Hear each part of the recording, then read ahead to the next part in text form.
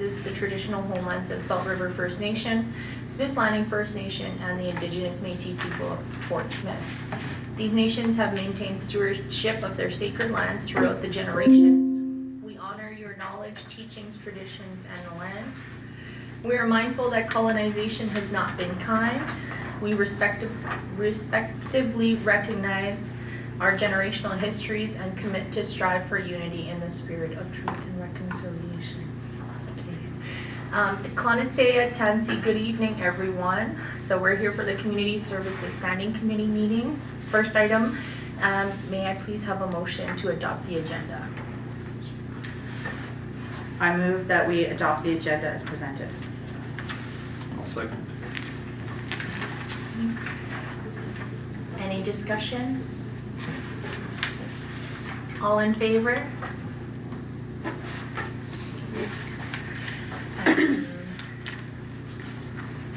Next item is the minutes from the Community Services meeting on December 10th.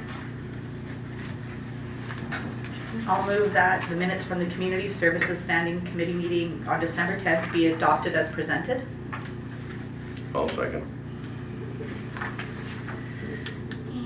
Any discussion? All in favor? Okay. Next is our visions and values. It's in the package to review. Do we need to review it? Okay. Declaration of financial interest. Councillor Gouret. Thank you, Madam Chair. I'll be excusing myself from discussions with regards to the briefing note on the Northern Life Museum and Cultural Center discussion. Copy that. I see Councillor Deputy Mayor Kaiser's hand is up or stalled. I'm not sure. Oh, it's He can't hear. And he's we muted. can't hear him. We can't hear you, Mike. Oh, you can't hear me now. Oh, Is that better? yeah. Okay. Can you just not hear well, or is there no sound at all? No, there's lots of sound, lots of echoey room sound. Oh, gotcha. It's just probably my headbuds. That's why we'll deal with it. Okay. Do I need to follow up about No, he just declared that he has an interest. Okay. Next is the Community Services Director's Report for December 2024. SAO. I'd like to ask Emily to present her report tonight. You've all had a really good chance to look at it. Is there any questions or any additional information you'd like from it?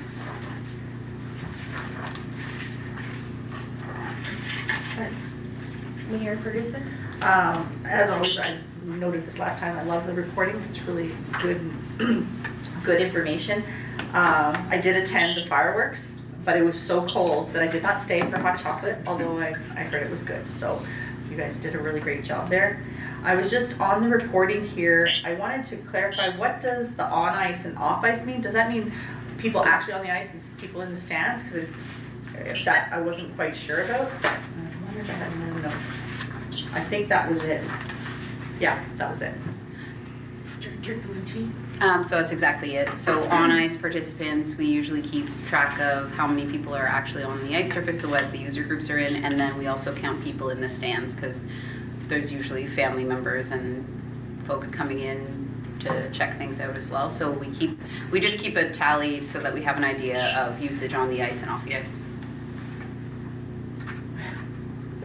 Mayor Ferguson. I just had another question.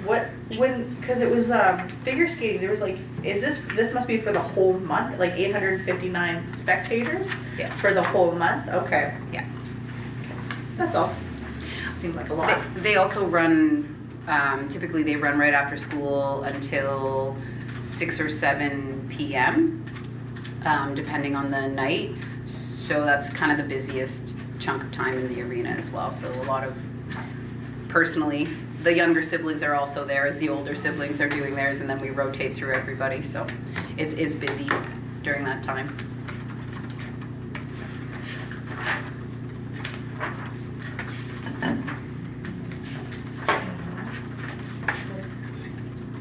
Any discussion? Deputy Oh, Mayor. Deputy Mayor Kaiser?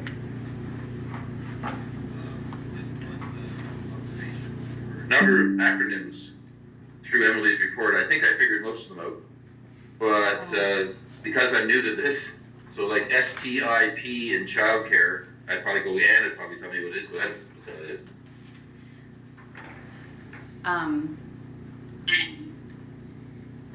So the STIP days are from the schools.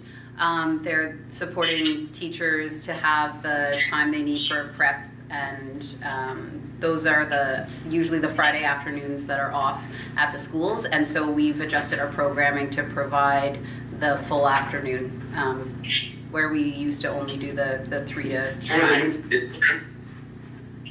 It's partly that I don't know the acronyms, so I don't know how to link it to a program. Like, I did the after-school program that threw me for a while at the pool. Like, what is that acronym? And Ann goes, well, that's the after-school program. I'm like, oh, okay. Fair enough. I'll try to be aware of that a little bit more. It's the first time, yeah, for a little while until we all get up to speed. Some of the acronyms, that's all. May I pass the chair to someone so that I can say something? Sure, I can take the chair for you. Thank you. All right, Councillor Keaton. Thank you. I love the stats coming out of the library. I think it's so wonderful, everything that the ladies are doing up there, and gentlemen now. But 17,000 for annual visits, especially in, you know, a book library where the circulation is, you know, the majority of what's happening there. But the programming that Sam Stokel is running with the help of her staff is pretty incredible. So I definitely want to give her and her staff their due for that. Did you want to comment on that, Director? I mean, it comes in every month, the amount of programming that comes out of our library. I think it's really something special for a library our size. We've maximized what we can kind of offer with the budgets that we have, and we've always prioritized creating a reason for people to come into the space, not just, we could be open more hours, but it would mean that we would have less programming, and the programs are the things that bring people in, give people access to new information, get them involved and engaged, have those interactions with other community members. So that's always been a very high priority in our library, and it shows that people do come out for the programs. And then just going through the diversity of programs offered, I think I'm so proud of the whole library team because they work so hard to come up with new ideas, and it creates an offering for our community that it is something unique and special. I can hand the chair back to you. Okay. Oh, just one quick comment. No repeats. That's incredible. No programming has been repeated. That is just amazing. Okay. Any further discussion? Okay. Then I just move on to briefing note. To accept everything, or to recommend. Oh, we already did that. We're into Oh, then we need community to vote. services report. Do we need anything to move? So just for clarification, when we talk on the director's report, it's definitely just for information for us so that we can discuss about it, gather what's going on in that department, be knowledgeable with that whole group, and then, you know, that just helps us make informed decisions when we're acting on anything. So it's just for information. So we don't have to move it, there's nothing to do with it, they're gonna continue to do their great work, and away they go, right? So that's all. Okay, next up is the briefing note from the Northern Life Museum Culture Center proposal. Okay. I'll excuse myself.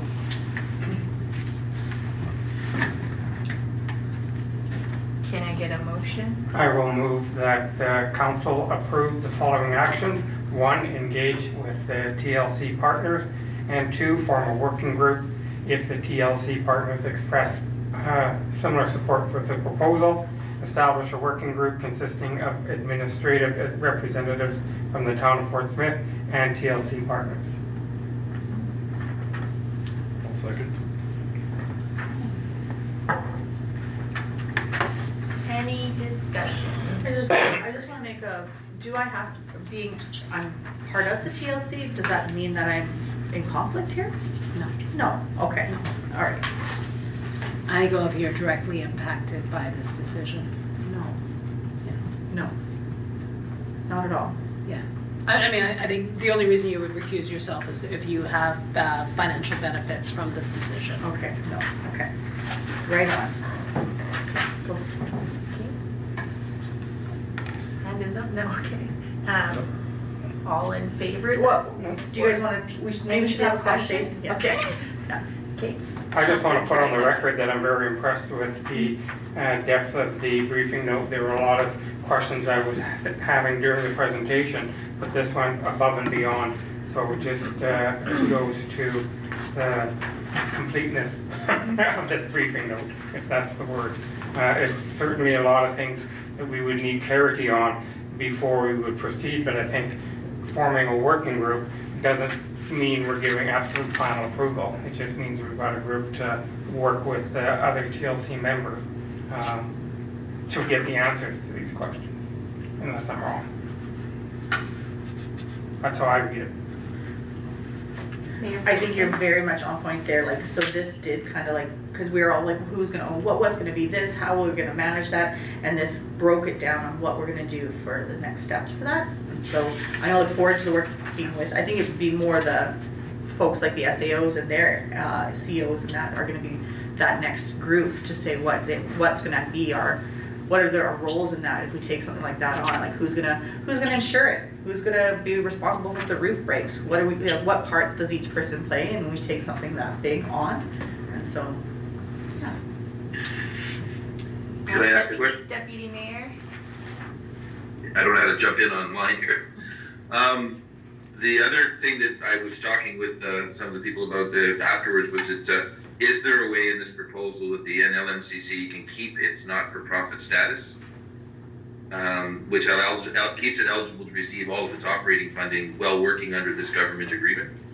So I don't know if that's specifically mentioned in the brief note, I can't remember, but I would suggest, Dana, if you're going to be sitting on that working group as our mayor, that one of the things that should be asked point blank of them is there some way to make this agreement work that you keep your not-for-profit status and access to the funding you get already? SAO?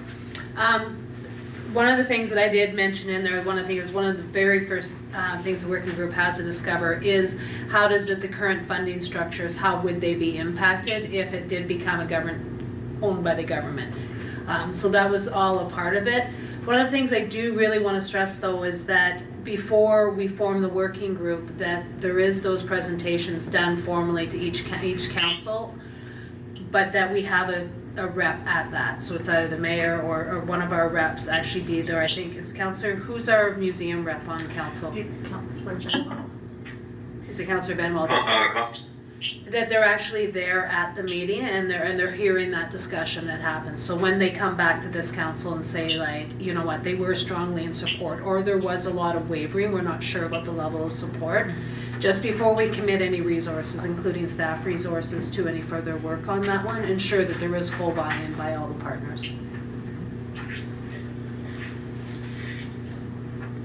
Councillor Cox? Yeah, I think it looks good and it could be really exciting, as I said before, but one question I had reading through this is, you know, how much of a role has the town had to date in the museum? And has anybody asked the question, do we even need to be a quarter of the table? And I have no idea, but, you know, what if the rest of the TLC wanted to have it on their own and do it? And, you know, what is the role the town could possibly play, and is it a vital role, or, you know, do they need a lot of resources from us, or could we have a smaller role and still facilitate, or, you know, do we need to be the fourth 25%, and is there value in it for everybody? Mayor Ferguson? Sure, I think, I won't speak to all of that, because I'd like to know that answer too from their perspective as well. But I know that the town has acted as kind of a neutral ground between these three parties. So like we are more of, we're the Switzerland to everything that goes on. So no matter if there's change in who's the chief or the president, we're kind of unified and we have continuity. And so that's kind of our role that has been in those, what I've seen so far with that. And they kind of like that, my perspective, I feel as though that's a desired result of our role in that, to make sure that there's ongoing continuity, even if there's change in leadership. Yeah. Which makes sense. SAO? Also, because this proposal is going out to the TLC as a whole, the town is the lead, is taking the lead on TLC, so I think it is a full partnership. So if it wasn't going to be all of the partnership, then it would no longer be a TLC initiative. Right. It would be proposed to the 3 First Nation governments, so I think it depends on where we go forward with that one. Deputy Mayor? Thank you.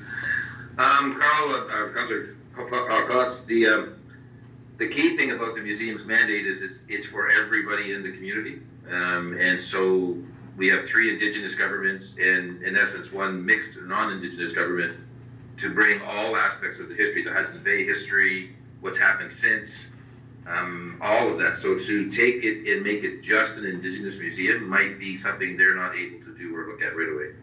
Just an observation. I don't know if I'm right on that or not.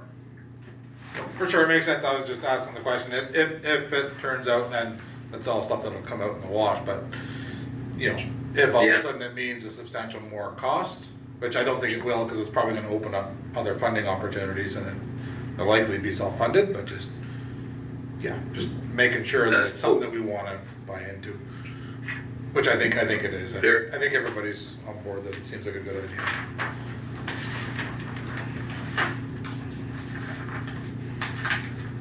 Any further discussion?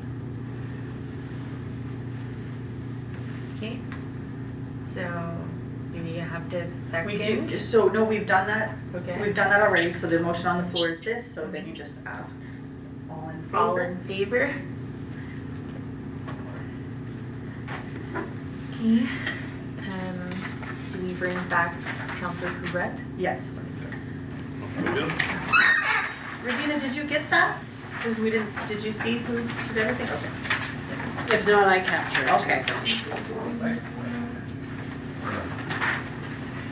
It's so nice, I was just gonna holler. I thought it was. Okay, nothing under other business. The excusing of councillors. So I move that Councillor Benwell and Councillor Bay be excused from the Community Services Standing Committee meeting on January 14th, 2024. I'll second.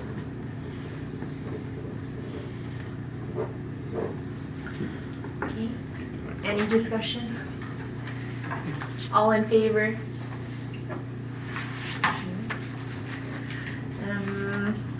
The date of our next meeting, And you can just read that out. okay, the next Community Services Standing Committee meeting will be on February 4th, 2025. Okay. Can I have someone move to adjourn? I move the meeting be adjourned at 6:20 PM. I'll second that. All in favor?